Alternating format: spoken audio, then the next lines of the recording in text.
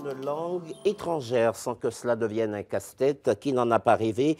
L'apprentissage linguistique simple et facile, c'est du reste ce que promettent les coachs, les formateurs qui rivalisent de méthodes, les unes jugées les plus efficaces que les autres. Le parti pris de Pascal Archimède, c'est celui de la musique au service de l'enseignement linguistique, une méthode jugée innovante et apparemment, ça marche. Voyez ce reportage. Pour son travail, Chantal doit apprendre l'anglais. Problème, elle se laisse facilement envahir par le stress. Elle a donc choisi d'essayer la méthode musicale enseignée par Pascal Archimède. C'est vrai que la méthode de Pascal m'a donné confiance en moi et m'a donné envie vraiment d'aller plus loin. Du fait, on est porté par la musique, porté par le rythme, on choisit ses chansons, donc on a déjà une approche personnelle qui aide. Une approche originale et personnalisée, mais néanmoins complète. Il s'agit d'apprendre l'anglais à partir de la musique, donc à partir d'une chanson de l'artiste préféré du stagiaire. Je mets en place des activités de manière à pouvoir renforcer et développer les 4 compétences linguistiques que sont la lecture, l'écriture, l'écoute et le parler, en y ajoutant une touche culturelle qui pour certains linguistes serait la 5e compétence linguistique. Et ça marche. Chantal a déjà obtenu 3 diplômes en anglais et son professeur n'y est pas étranger. Vraiment, je ne sais pas comment le remercier parce que c'est un plaisir de travailler avec lui. Une méthode qui pourrait permettre aux Français de se remettre à niveau. En juin dernier, une enquête classait la France parmi les pires élèves européens en langues étrangères. Have a good week, Pascal. The same to you. Bye. Fine. Là, je reçois à présent Pascal Archimède, formateur en anglais. Bonsoir, merci d'avoir accepté notre invitation. Vous êtes spécialisé en développement des compétences en formation d'adultes, c'est bien cela? C'est cela. Ce qui explique bien que votre ouvrage Musique en formation linguistique professionnelle soit plus un outil destiné aux formateurs qu'au grand public. On en parle dans un instant, mais d'abord, que vous ayez fait le choix d'utiliser la musique comme outil de formation dans l'apprentissage de la langue, ça n'est pas un hasard, ça procède, ça découle des constats que vous avez pu faire puisque vous avez vous-même été enseignant. Exactement. Donc effectivement, j'ai été enseignant. Donc j'ai enseigné le français à des anglophones et j'ai également enseigné l'anglais à des francophones à tous les niveaux, donc primaire, secondaire et universitaire.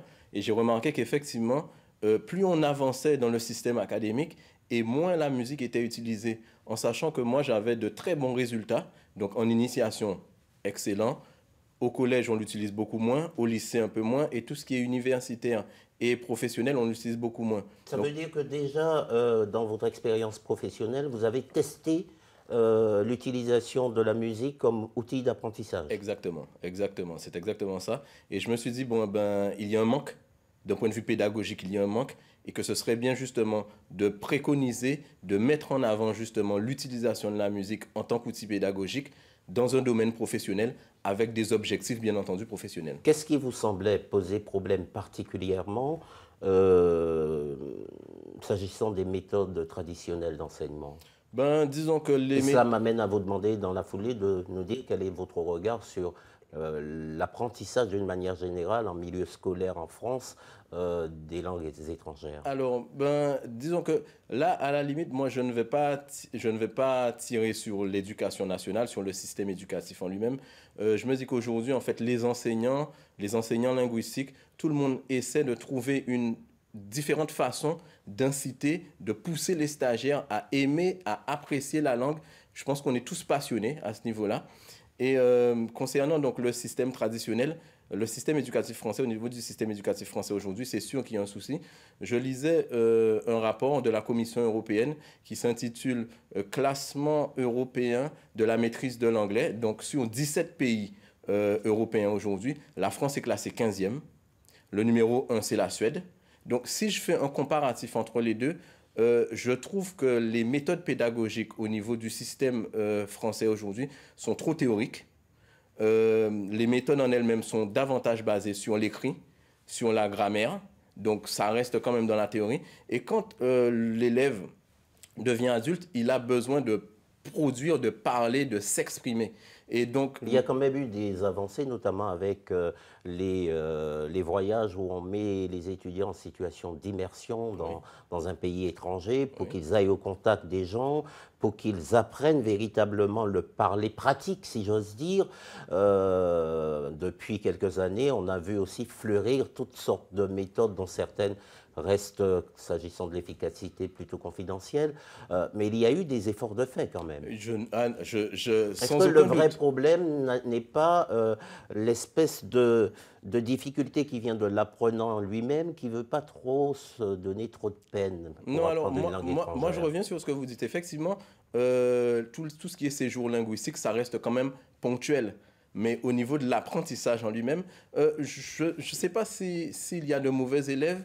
Je ne dirais pas qu'il y a de mauvais professeurs, je suis loin de là, mais ceci dit, je me dis que au niveau du système académique, il serait bien de changer un certain nombre de choses. Donc je reviens à votre question, notamment donc, quand je compare la Suède et quand je compare le système français, déjà dans un premier temps, au niveau des méthodes pédagogiques, mettre peut-être plus en avant un travail en mini-groupe, parce que là-bas en Suède, comparativement en France où on se retrouve 25-30 dans une salle, là-bas c'est des travaux autour de mini-groupes, 6-8 stagiaires.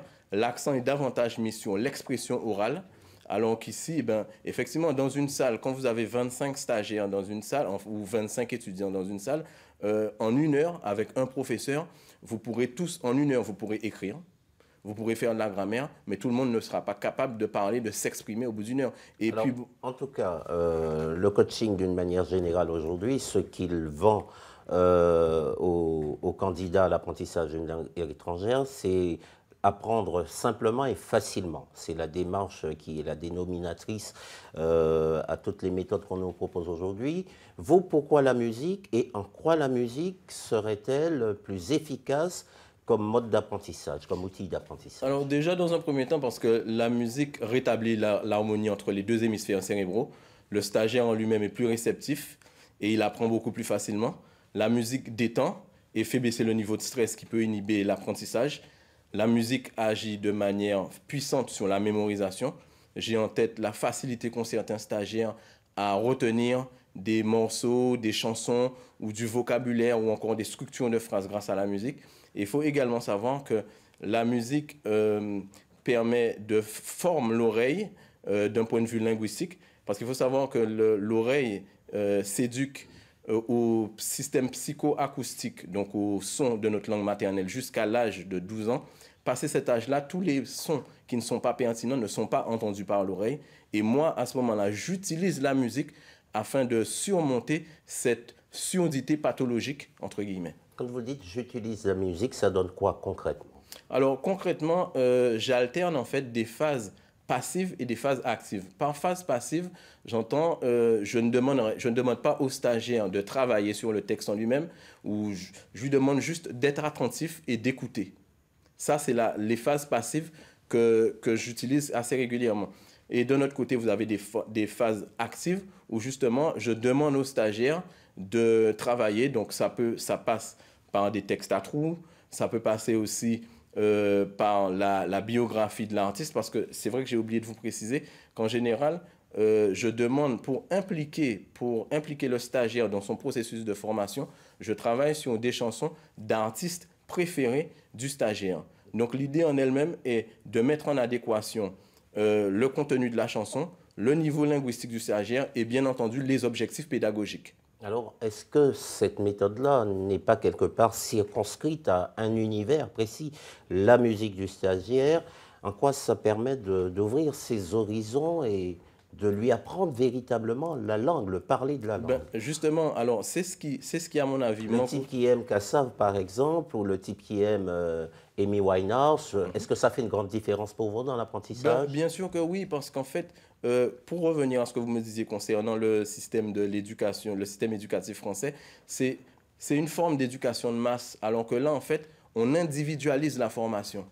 Donc le stagiaire ne devient pas juste un numéro, mais il devient quelqu'un. Et ne serait-ce que dans cette lignée-là... Il y a un appel au lien culturel ou... Bien entendu, parce que, donc, comme je l'expliquais, comme vous l'avez montré dans le reportage, le lien culturel, en général, je le fais quand je travaille sur la biographie du stagiaire et je reviens donc souvent sur la situation socio-économique et culturelle dans laquelle la chanson en elle-même a été écrite et composée. Alors on a vu dans ce reportage cette charmante dame qui est très satisfaite de vos cours.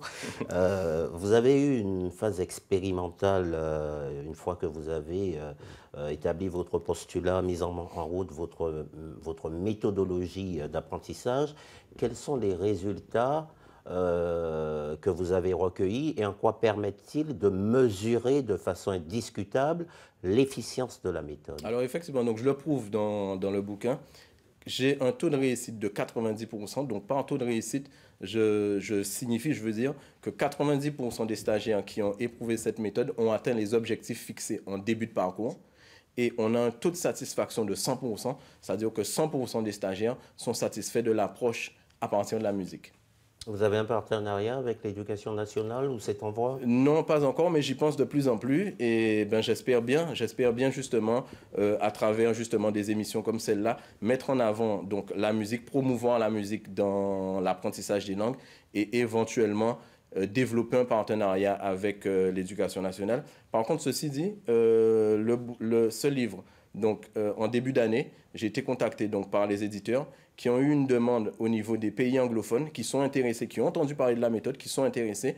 Donc les 2 derniers mois, parce que je suis également traducteur-interprète, donc je me suis attelé à la tâche. J'ai traduit le livre, parce que vous savez qu'une traduction, ce n'est pas juste des mots, c'est également l'esprit du texte. Donc j'ai voulu absolument traduire le bouquin en anglais. Aujourd'hui, l'ouvrage est en anglais et il est disponible un peu partout dans le monde. Il a été publié la semaine dernière.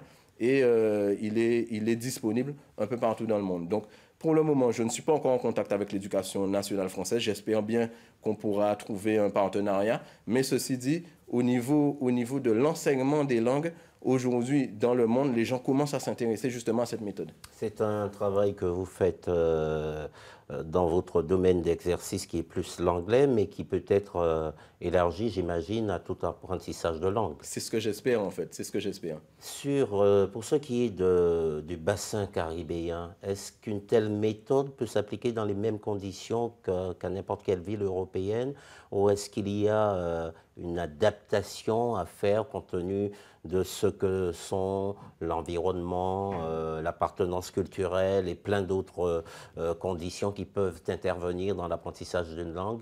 Non, vous savez, en général, une méthode, c'est un format. Donc, le format, après, on peut éventuellement le transférer, quelle que soit la culture, quel que soit le pays.